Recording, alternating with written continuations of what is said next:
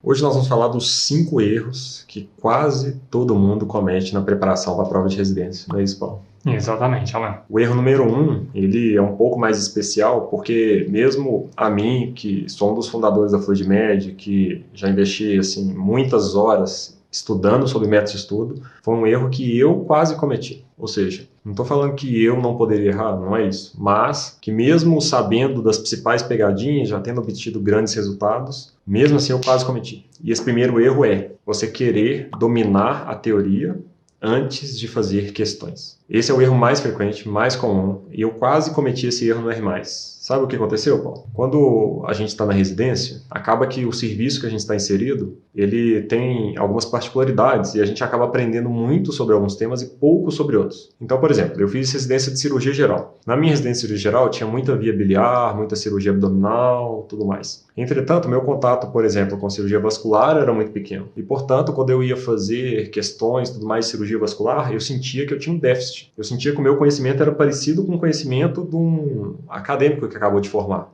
não de um cirurgião que está quase acabando a residência. E aí, eu quase caí na tentação de ficar várias horas estudando a teoria daquele tema antes de fazer as questões. Sabe qual que é o problema?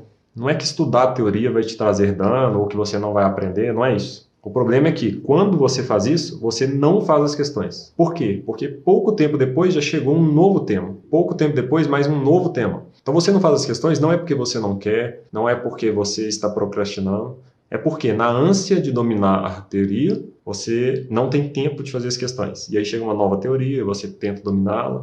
Enfim, você fica o ano de estudos tentando dominar a parte teórica de cada tema e não dá conta, não é isso? Ou seja, a ideia é mais ou menos você fazer as questões e estudar a teoria o tanto que der. Porque se você for tentar estudar a teoria a ponto de saber aquele tema para depois fazer a questão, você não vai fazer. Sim, a minha sugestão é que cerca de 1/4 do seu tempo seja dedicado à teoria. Então, vamos supor que você tenha 20 horas de estudo na semana. 1/4 desse tempo daria uns 5 horas. Se a sua aula do cursinho já gastou 5 horas da sua semana, provavelmente já está ok de teoria.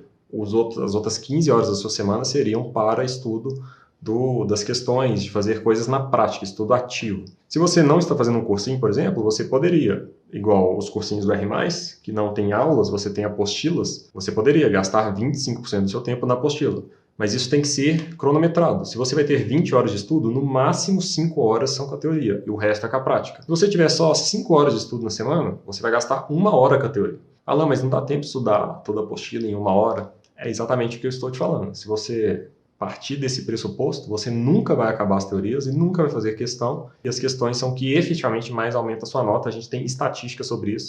Segue a gente lá, @FluidMedBrasil no Instagram. Vamos para o erro número 2. Vamos lá. Então, o segundo erro, que também é muito comum, é não focar em estudar de acordo com a incidência que cai nas suas bancas. Então, como que funciona isso? Vamos supor que você seja super inteligente, tenha uma ótima memória, esteja muito motivado a estudar, estude várias horas por dia, mas você só está estudando temas que não têm relevância para sua banca. O resultado é que você vai aprender um monte de coisa, mas esse conhecimento não vai se traduzir em resultado. Por quê? Porque aquilo que você estudou não tem importância para suas bancas. E essa importância é uma coisa assim que muda pouca coisa, Paulo, muda bastante? Muda bastante. Questões assim, às vezes 8 questões, né, de diferença, por exemplo. 10 questões é de um determinado tema numa prova e na outra somente 2, né, do mesmo tema ali, em outra prova foi cobrado somente 2 questões. Isso acontece também com relação aos estados, com relação às bancas, né? Sim. Então, se a gente pegar, por exemplo, na minha prova de entrada direta, que foi o PSU Minas Gerais, uma única apostila do Medcurso, que foi a apostila de SUS, equivaleu a 10 questões da minha prova.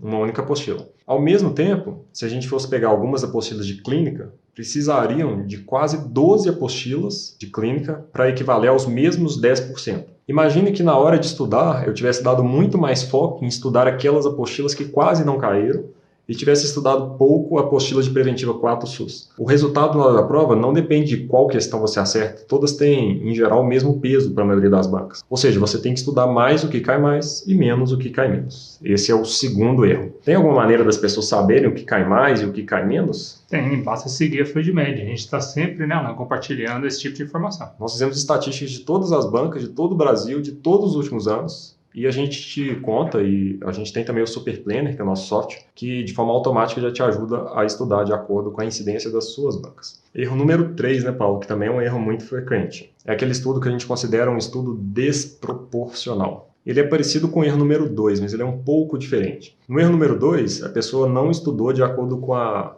importância de cada tema para a sua banca. No erro número 3, você pode fazer ele de forma sistêmica, mesmo sem saber qual é a incidência da sua banca. E ele consiste em estudar muito algumas áreas e pouco outras grandes áreas. Então, para uma prova que tem, por exemplo, 100 questões, em geral, 20% da prova é de cada uma das 5 grandes áreas. Se você gastar metade do tempo do seu estudo estudando para a clínica médica, mesmo sem saber qual que é a incidência da sua banca, eu já estou te falando que você vai estar fazendo um estudo desproporcional e vai estar errando. Ou seja, se você virar para mim e falar, eu não sei o que minha banca gosta mais de cobrar, o mais seguro, provavelmente, seria você estudar pelo menos em certa igualdade entre as grandes áreas. Então, focar mais ou menos o mesmo tempo em clínica que você focaria em preventiva, que focaria em pediatria e tudo mais. Como o Medgrupo divide as coisas por áreas e o número de apostilas por área é diferente, é muito comum os alunos gastarem muito mais tempo na clínica médica do que gastariam, por exemplo, na preventiva. Esse é um erro bastante comum, eu vejo acontecendo a todo tempo, e a gente aqui da FluidMed, a gente tem mecanismos para evitar que isso aconteça e te ajudar a focar efetivamente em estudar de acordo com a incidência. O erro número 4 consiste em você insistir em usar as técnicas de estudo de baixa efetividade. A gente tem vídeo só sobre isso, né, Paulo? E tem uma postagem também no Instagram. São 10 os métodos de estudo principais, de acordo com a ciência cognitiva.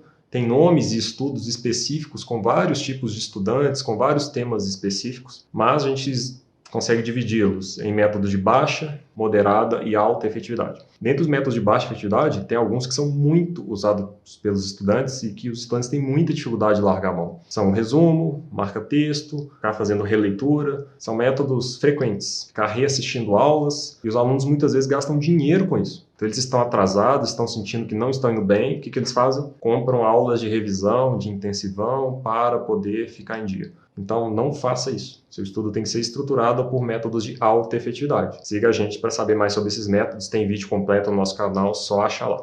O quinto e último erro, que também é um erro muito frequente, é a pessoa não revisar de forma sistemática. Quando uma coisa é feita de forma sistemática, isso quer dizer que, independente das condições que estiverem acontecendo, aquela atitude, ação ou evento vai estar presente. Isso que é uma coisa sistemática. Então, revisar de forma sistemática é, independente de como estiver seu estudo, ele tem que ser baseado num mecanismo de revisão frequentes. Por que ele tem que, necessariamente? Porque qualquer pessoa, independente da inteligência, independente da memória, que estudar algo em janeiro, essa pessoa vai esquecer isso até o final do ano, quando for fazer a prova. Se você está no 5º ano, por exemplo, está fazendo uma preparação de 2 anos, o que você estudou no seu 5º ano, a não ser que seja exaustivamente revisado, você vai esquecer até chegar o dia da sua prova, lá no final do 6º ano. Então, a sua rotina de estudos tem que ser baseada em revisões. Se ela não for, você vai esquecer. Para saber mais sobre isso, nós temos posts específicos sobre isso, explicando o Spaced Repetition, as curvas de esquecimento,